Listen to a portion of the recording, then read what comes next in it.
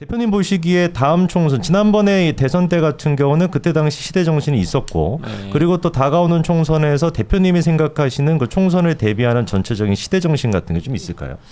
저는 네. 두 가지를 결합해야 된다고 생각합니다. 하나는 운동권 이념 정치를 청산하는 게 하나 있고, 네네. 두 번째는 새로운, 그러니까 윤석열을 좀 뛰어넘는, 네. 윤석열이 긍정적이지만 네. 부족한 부분을 채우고 뛰어넘는 새로운 리더십이 출현해야 된다고 보는데, 네. 그 리더십이 저는 한동훈이 그런 리더십을 갖고 있다고 생각해요. 네. 이 두 가지를 결합해서 역동적으로 총선을 치를 수 있다면 상당히 총선은 유망하고, 네. 두 가지 중에 하나라도 꺾인다면 총선은 만만치 않은, 그리고 어. 총선이 만만치 않다면 한국 사회는 상당히 심각한 나락으로 가지 않을까, 그런 생각도 좀 있어요. 그러면 대표님 보시기에 한동훈 장관이 윤석열 대통령을 이렇게 좀 보완해주고 좀 해줄 수 있는 그 포인트는 좀 뭐라고 보세요? 뭐 몇 가지가 있는데, 일단 어떤 세대, 어떤 집단의 관점에서 보면, 그러니까 이 윤석열 정부는 50대, 60대 서울대 출신의 보수적 관료들이 좀 많잖아요. 네네. 그리고 영남 국힘에는 영남 보수 출신의 어떤 전통적인 토호 세력, 뭐 좀 부정적이긴 하지만 이렇게 있고, 청년 정치는 불행히도 실패한 것으로 보이고, 민주당은 이념형 50대 운동권 정치고, 네네. 그렇다면 어디가 비어 있냐면 40대, 50대 초반 정도의 엘리트 보수 여기가 비어 있잖아요. 아, 네네. 여기가 떠야만, 네. 그러니까 민주당과 경합을 할 때 운동권과 영남 토호 세력이 경합을 하면 사실은 영남 토호 세력이 더 낫다고 보기 어렵지 않습니까? 네. 근데 반면에 민주당 운동권 세력과 엘리트 보수가 충돌하면 제가 볼 땐 엘리트 보수가 훨씬 샤프하고 훨씬 미래지향적이라고 생각해요. 그게 하나 있고, 두 번째는 청년 정치가 불행히도 잘 안 된 걸로 보이는데, 네네. 그러면 40대 정도가 세를 주도하면서 청년 이준석 대표가 이렇게 잃어버린 청년 세대를 좀 이렇게 규합할 필요가 있다. 이게 세대적 관점에서 그렇고, 네네. 그런데 의제의 관점에서면은 네. 윤석열 대통령의 절대적인 강점은 한미 동맹과 법치라고 생각합니다. 아, 이게 한미동맹과 중요한데, 법치. 네. 약점은 뭐냐면 사회 경제 정책이 좀 약점이라고 생각해요. 그러니까 예를 들어서 뭐 공매도랄지, 네네. 그다음에 여러 가지 쭉 보면 이자율을 제한한다랄지 이런 네. 것들은 약간 포퓰리즘 냄새가 난다. 그렇게 저는 그렇게 좀 생각해요. 비판할 수 있죠. 네. 그래서 그 한동훈의 근데 이거는 시장 친화적 개혁, 역동적인 시장 친화적 개혁과 따뜻한 보수 이런 것들을 결합을 한다면 네. 윤석열의 부족한 점을 보완할 수 있지 않을까? 저는 그렇게 기대합니다. 아, 그러면 한동훈이라고 하는 사람이 갖고 있는 그 의미가 40대, 50대 그 엘리트층을 대표할 수 있다라고 하는 측면도 있고, 그리고 이제 대표님 표현대로 청년 정치가 사실 뭐 지금 보시는 분들도 느끼겠지만 다 실패했다라고 많은 분들이 보시는데, 이준석으로 인해서 그거를 또 좀 대표할 수 있다라고 하는 세대적 관점도 얘기해 주셨고, 그리고 의제적 관점에 대해서는 제가 조금 재밌게 들었던 게 한미동맹과 법치 두 가지를 꼽으셨어요. 윤석열 대통령의 강점으로. 그만큼이나 한미동맹이 대표님 보시기에 좀 의미가 크다라고도 볼 수 있겠네요. 저는 절대적입니다. 제가 우파에 온 절대적인 이유가 한미동맹을 강화해서 네. 한반도의 외교 분란을 근원적으로 해소하지 않으면 이건 나라가 거의 엉망으로 되는 거기 때문에, 네네. 이승만 시대의 한미 상호방위 조약이나 1960년대의 한일협정이나 이런 정도의 굵직한 의미가 있죠. 윤석열 대통령에 대한 이러저러한 비판에도 불구하고, 네네. 그거 하나가 윤석열 대통령을 긍정적으로 볼 수 있는 요인이라고 저는 생각해요. 그만큼 크다고 봐요. 그러니까 뭐 윤석열 대통령에 대한 여러 가지 뭐 비판이 있다라고 한들 그 모든 비판을 상쇄할 만큼 제일 중요한 게 한미 동맹이다. 예. 대표님, 근데 그 한미 동맹에 대해 가지고 아무래도 이제 운동권에 계셨을 때는 한미 동맹 자체에 대해 가지고는 좀 왜곡된 시선을 갖고 계시지 않았나요, 과거에? 그렇습니다. 한미 동맹을 깨야 된다고 얘기를 한번 했었어요. 네네네. 2003년도에 기자를 만나서. 네. 그랬더니 기자가 정말 소스라치게 놀라더라고요. 어떻게 한미 동맹을 깬다는 얘기를 할 수 있냐. 주한미군 철수 같은 거 얘기했는데, 운동권 80년대 초반의 운동권들이 그런 반역적인 반국가적인 생각을 했고, 네. 그것이 쭉 이어져 온 거죠. 그리고 민주당 정치인들은 그런 그런 자장권 하에서 네네. 한미동맹 해체 이런 얘기를 노골적으로는 못하지만 네네. 그런 생각들을 은연중에 갖고 있는 집단이죠. 근데 은연중에 갖고 있는데 문제는 옛날에는 북한이 약했기 때문에 네네. 그런 얘기를 해도 좀 용인되는 분위기였는데 지금은 북한이 상당한 정도로 군사적 위협을 할 수 있는 처지에 있기 때문에 그렇죠. 핵도 갖고 있고. 한미동맹을 깬다는 명료한 의식이 아니더라도 네. 한국 내에서 정정 불안만으로도 제가 우려하는 거는 북한이 군사행동을 할 가능성이 있다라고 생각해요. 그러니까 여야 대치가 심각해지면서 네네. 안보에 대한 구체적이고 실질적인 대비를 하지 못하는 상황에서도 네.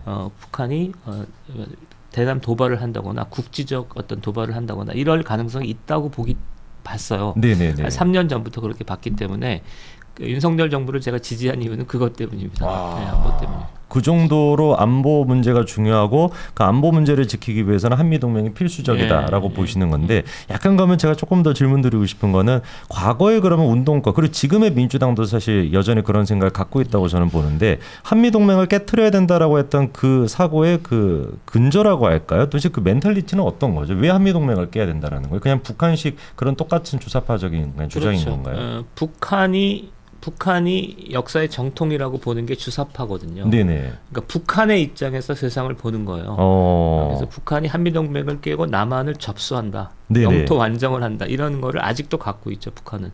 그리고 북한의 의식에 투영해서 자기의 어떤 세계관이나 노선을 만들어내는 게 주사파인데 네네. 지금 진보당은 주사파입니다. 민주노총도 주사파니까 그런 사석에서 그런 얘기를 그냥 공공연하게 하고 있는 거고요. 네네. 반면에 민주당은 그 자장권화에서 성장한 일종의 그런 세력이기 때문에 그런 생각을 갖고 있어도 이런 생각을 안 하는 거죠. 한미동맹을 강화해서 북한의 안보 위협에 적극적으로 대응해야 된다라는 것을 냉전이다, 메카시즘이다 이렇게 규정을 하는 거죠. 그렇죠. 그래서 실질적으로는 안보 태세를 갖추는 것을 제어하거나 이렇게 그렇게 하는 거죠. 그러면은 그 아까 대표님 하셨던 말씀 중에 지금 민주당이 대놓고는 한미 동맹을 이제 그 뭐 깰 수는 없다, 뭐 이렇게 이제 얘기하셨는데, 근데 보면은 문재인 정부 때 했었던 그런 뭐 한반도 평화 프로세스라든지 그리고 이제 뭐 비핵화 뭐 그 연장선에서 뭐 문제는 얘기했던 거긴 한데 이제 뭐 그냥 전쟁이 끝났다 이런 식의 선언하게 되면은 자연스럽게 주한미군 철수까지 이어지게 되는 그 논리 구조가 만들어지는 게 맞나요? 맞죠. 문제는 실제로 그러면 대통령으로서 주한미군이 철수되기를 바라고 한미동맹이 깨지기를 바랐다 이렇게도 우리가 해석할 수 있겠네요. 그렇게 해석할 수 있는 여지가 많죠. 그러니까 유엔사 해체, 종전선언 뭐 이런 것들이 다 그런 구조입니다. 그러니까 북한으로부터의 군사적 위협은 없기 때문에 미국이 여기 있어야 될 이유가 없다. 철수해도 된다. 이게 내용적으로 북한을 지지하는 입장이죠. 아니 이게 진짜 저는 좀 심각하다고 보는 게 종전선언이라고 하면은 그냥 제 주변에 일상 그냥 분들한테 여쭤봐도 아니 전쟁 끝내는 건 좋은 거 아니야. 그러니까 이렇게밖에 생각을 안 하세요. 그리고 실제로 문재인이가 그때 당시 이제 좀 썼던 워딩 같은 걸로 보면은 평화가 이제 오는 거다. 진정한 종전선언을 통해서 진정한 평화가 가능하다. 뭐 이런 식으로 하는데 종전선언이 되게 되면 미군이 한국에 있을 명분이 사라지게 되는 것이고 자연스럽게 그거는 주한미군 철수까지 이어지게 되는 건데 이 부분에 대해서는 진짜 좀 지금 보시는 분들도 꼭 경각심을 갖고 계셔야 될 것 같습니다.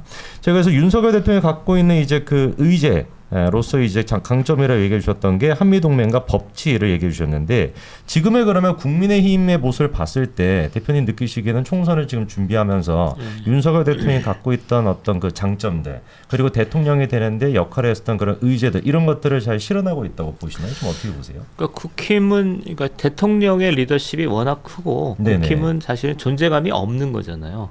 대통령의 어떤 리더십 하에 그냥 따라가는 존재처럼 보이는데 국힘은 대통령제이기 때문에 그렇게 해도 상관없다고 생각하는데 국힘이 해줘야 될 거는 과거를 청산하는 작업과 함께 미래를 준비하는 작업이 있는데 미래를 준비하는 작업을 국힘에서 해줘야 되거든요. 국힘에서. 그러니까 뭐 국회의원을 새로 뽑는다랄지 이런 리더십을 구축하는 과정에서 저 당은 미래지향적이다. 그래서 저 당을 찍어주겠다고 해서 찍어줬다고 해야만 뭐가 바뀌냐면 의석수가 바뀌잖아요. 그렇죠. 의회 권력을 바꿔줘야 되는데 그런 역할은 거의 못하고 있다고 봐야죠. 거의 못하고 있다. 특히 최근에 이제 우려할 만한 거는 몇 가지 현상이 있는데 첫 번째는 인효한 혁신위원회와 그다음에 누구죠? 김기현 체제와의 갈등은 네. 이러저러한 복잡한 얘기를 할 수 있지만 네. 그러니까 총선에 필요한 미래지향적 리더십을 구축하는 데 실패했다 이렇게 볼 수 있죠. 네. 영남 보수, 영남의 중진들이 결국은 수도권에 안 올라온다는 거잖아요. 그다음에 두 번째는 하태경 의원에 대한 태도. 하태경 서울 출마를 선언했다가 종로구에 출마하겠다는 그렇죠. 뜬금없이. 이건 황당한 얘기죠. 그다음에 또 하나는 이제 마포 갑의 경우 네. 그러니까 조정훈 의원도 출사표를 던졌는데 여기에 다시 신지호 씨나 몇 사람이 더 이렇게 출사표를 던지는 거는 그러니까 농내 의원이 만만하잖아요. 지금 상황이. 그렇죠. 네. 이런 거고 그다음에 분당 을에서도 지금 박민식 장관과 누구죠? 김은혜 뭐 수석이 경합하는 이런 거는 문제가 있어요. 그러니까 수도권의 절대적인 열세 상태이기 때문에 좀 리더 그러니까 대중적 인지도가 있는 사람들이 좀 대담하게 열세 험지에 진출해서 싸워줘야 돼요. 그러지 않고 이렇게 정작 몇 개 안 되는 그런 데서 쓸데없이 우리들끼리 경쟁하고 경합하고 이러면 수도권에 좀 위험하죠. 그래서 수도권이 위험하다면 그리고 오늘도 보면 수도권 49석 중에서 6개만 이건 보수적인 집계일 것 같긴 한데 6석 이긴다는 거거든요. 그 43석 진다는 거예요. 그렇죠. 그럼 지는 거거든요. 지는 거죠. 완전 완패죠. 그러니까 지금은 국힘 내에서 또아리를 틀고 있는 보수적 기류, 그다음에 자기 이기적 기류를 혁파해줘야 됩니다. 그리고 그런 것들을 해내지 못하면 국힘은 좀 심각해지죠. 그러니까 총선에서 지면 국힘이 날아갈 거예요. 국힘의 존재 이유가 없죠. 그렇죠. 저 같아도 제가 우파로 온 건데 국힘이 자기 살 길만 찾는 이기적인 정당이라고 한다면 국힘을 지지할 이유가 거의 없어요. 저는. 그렇죠. 그러면 국힘을 뭐 재창당하거나 이런 요구들이 있을 거고 대통령이 아마 나설 수밖에 없을 겁니다. 차기 대권 주자가. 그래서 수도권 중도 성향의 수도권 중도 청년 위주의 정당으로 탈바꿈하려는 요구가 강력해지겠죠. 그러면서 아마 국힘은 자기의 생명력을 다할 가능성도 크다고 생각해요. 그러니까 지금의 국힘의 혁신은 할 수도 있고 안 할 수도 있고 이게 아니라 무조건 해야 되는 겁니다. 그렇죠. 어떤 희생을 치르더라도. 그러니까 김기현 씨가 얘기를 하는데 인효한 씨가 너무 말이 거칠다. 뭐 이런 얘기는 너무나 한가한 얘기예요. 한가하고 그리고 자기의 어떤 강서 재보궐선거 이후에 인효한 씨가 어쨌든 붐을 일으키면서 그렇죠. 화제를 낳았던 측면이 있잖아요. 그거를 타고 인효한 씨가 다소 거친 발언을 하더라도 우리 함께 잘해보자, 함께 시대를 개척하자라는 용기 있고 대담한 행동을 해줘야 될 때 그렇죠. 아주 보수적인 행보를 하고 있는 거는 그건 이제 상당히 문제 있는 행보예요. 그래서 그러니까 지금 대표님이 좀 점잖은 표현으로 보수적이라고 표현해 주셨는데 나쁘게 표현하면은 그냥 직설적으로 표현하면은 지살길만 찾는 거잖아요, 결국에. 애당초 김기현 대표 같은 경우는 당 대표 했을 때도 올라갈 때도 분명히 자기가 얘기했거든요. 내가 이제 미련이 없다. 정치에 대해서 난 더 이상 욕심이 없기 때문에 당 대표로서 나는 끝을 낼 거다. 그러니까 완전히 그때 초반에 같은 경우도 무슨 험지에 가는 것뿐만 아니라 불출마까지도 거의 시사했다는 얘기가 있었는데 이번에 결국에 인효한 위원장이랑 그런 식으로 헤어지는 걸 보면은 아직까지도 국민의힘이랑 김기현 대표도 그렇고 정신을 못 차리고 또 그냥 뺐잖아 더 달아보겠다 이거밖에 지금 안 되는 거죠. 그러니까 제가 여러 사람하고 논쟁을 했는데 역사의 고비고비마다 중요한 시점이 있거든요. 그러니까 저거는 작은 것처럼 보여도 저게 나중에 태풍의 눈이 되는 게 있는데 지금이 그런 거예요. 그러니까 국힘의 어떤 라인업을 잘 짜야 돼요. 역동적이고 진취적이고 미래지향적으로 짜야만 총선에서 이기잖아요. 지금 할 수만 있다면 보수 시민사회가 개입을 좀 해야 됩니다. 개입을 해서 김기현 체제를 좀 압박할 필요가 있어요. 그다음에 두 번째는 그러니까 논쟁을 하되 제가 볼 때 하태경 의원에 대해서 위장 보수니 이렇게 논쟁하는 건 좀 무의미하다고 생각해요. 그런데 하태경 의원이 종로 행보 이거는 공격을 좀 해야 돼요. 그러니까 하태경 의원 정도 되면 3선이잖아요. 그렇죠. 그리고 학생 운동을 했던 사람이기 때문에 네가 설사 떨어지더라도 전체 국힘을 위해서 헌신할 필요가 있는 거다라고 이렇게 설득할 필요가 있는 거고 그 다음에 좀 유력 정치인들이 좀 편한 곳에 출마하려는 경향도 좀 쐐기를 박아줄 필요가 있어요. 그래서 국힘을 전체적으로 생동감 있고 헌신적인 정당으로 바꿔줘야만 그리고 그게 지금 때거든요. 지금부터 시작해서 한 1월 달까지가 고비일 거라고 생각하고 네. 2월 달 이후는 이제 라인업이 짜지기 때문에 할 수 있는 게 없죠. 선거해야죠 그때는. 그렇죠. 그러니까 지금이 생각보다 고비입니다.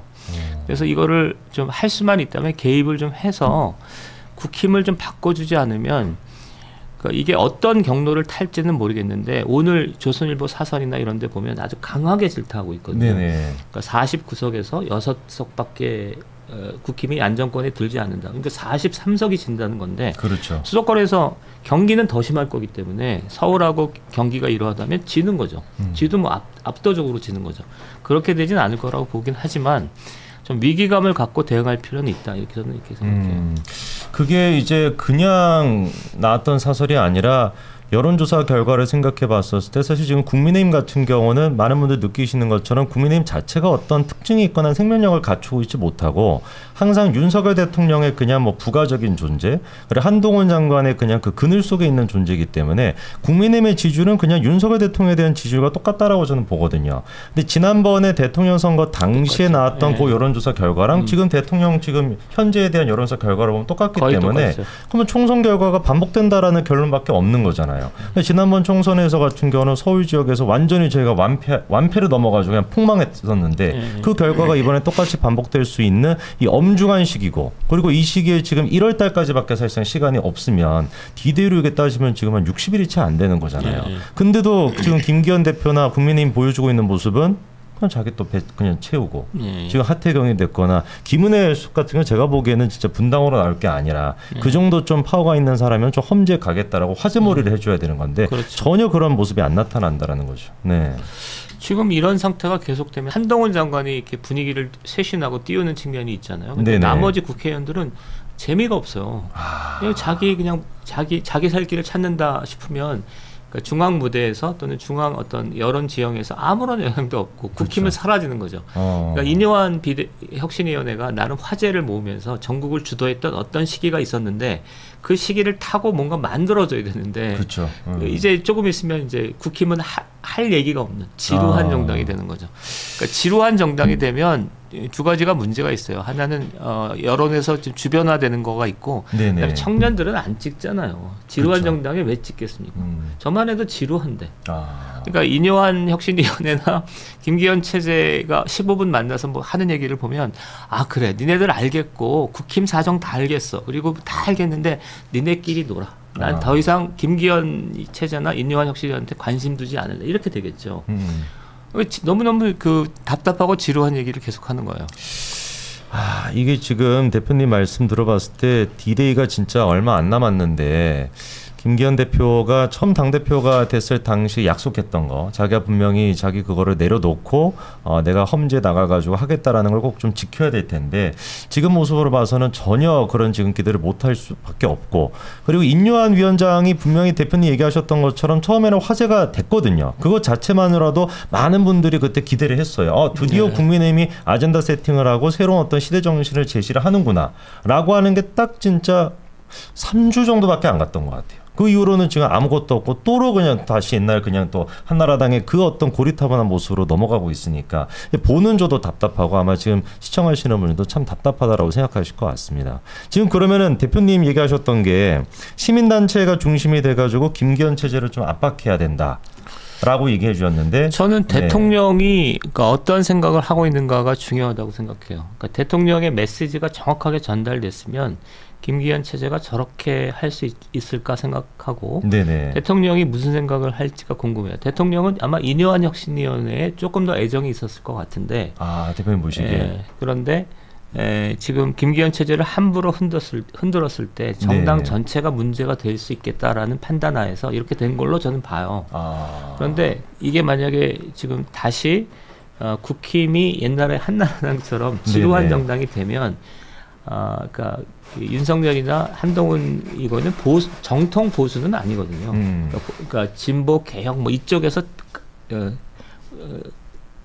한 사람들이라서 내가 볼 때 다른 어떤 선택지가 대통령으로부터 있을지 않을까 생각하고 이게 워낙 크고 이게 한 70% 80%를 차지하고 반면에 이제 보수적 시민사회도 뭔가 하긴 해야 되잖아요. 네네. 근데 제가 볼 때는 두 가지를 하는 게 좋겠다. 그러니까 무작정 민주당은 나쁜 놈이고 국힘은 좋은 놈이고 이런 프레임이 아니라 네네. 국힘 내에서도 잘못된 게 있고 그렇지 잘한 게 있잖아요. 그러니까 잘못된 거를 좀 제어하고 잘한 거를 좀 더 칭찬해주고 하면서 보수 시민사회와 보수 정당을 좀 개혁할 필요는 있잖아요. 지금이 그때라고 보는 거예요. 그러니까 총선을 염두에 둔 라인업을 어떻게 짤 것인가 이게 굉장히 중요한 거죠. 그렇죠. 그 다음에 두 번째는 논쟁을 하되 좀 생산적인 논쟁을 할 필요가 있어요. 네네. 그러니까 하태경 의원에 대해서 예를 들었는데 하태경 의원이 뭐 세보수계다 이런 건 나 잘 모르겠습니다. 근데 위장보수 이 논쟁은 좀 소모적이라고 저는 봅니다. 그렇죠. 예, 그런데 반면에 하태경 의원이 3선이나 해서 그 다음에 이제 다시 종로구에 출마하겠다는 건 난 받아들이기 좀 어려워 인간적으로.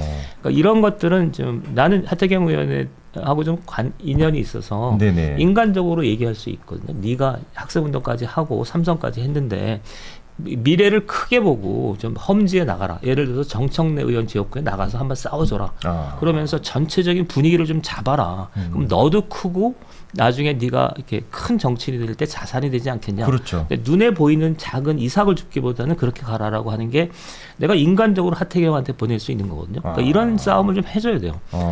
근데 보수 시민사회가 문제가 되는 건 너무 적과 아로 세상을 보는 게 있고, 네네. 그다음에 그렇기 때문에 그다음에 쓸데없는 논쟁을 좀 하는 경향이 있고, 그래서 저는 그렇게 봐요. 그 쓸데없는 논쟁이라고 하는 게 사실 생각해 보면은. 윤석열 대통령이 대통령 되는 과정에도 되게 많았었거든요. 예. 뭐 조금만 뭐 마음에 안 들거나 조금만 뭐 생각이 달랐을 때도 뭐 적과 아군을 저 민주당과 우리로 나누는 게 아니라 우리 예. 내부에서도 적과 아군을 나눠버리고 하태경 의원에 대해서도 제가 뭐 생각하는 게 지금 대표님 얘기해 주신 것처럼 뭐 어디 출신이다 뭐 옛날에 뭐 했다 이런 것보다도 사실 딱 포인트를 잘 집어가지고 아니 네가 진짜로 막말로 해운대 그때 안 나가고 했던 게 목적이 그냥 원래 험지 나가겠다는 거 아니냐. 험지 나가면 되는 것이 뜬금없이 종로에 나간다라는 거 이런 부분에 대해서 잘 좀 우리가 꼬집어가지고 비판해줄 필요가 있고 그런 면에서 어떻게 보면은 국민의힘의 잘못된 부분을 또 비판할 수가 있어야 된다라고 우리가 정리하면 되겠죠. 네.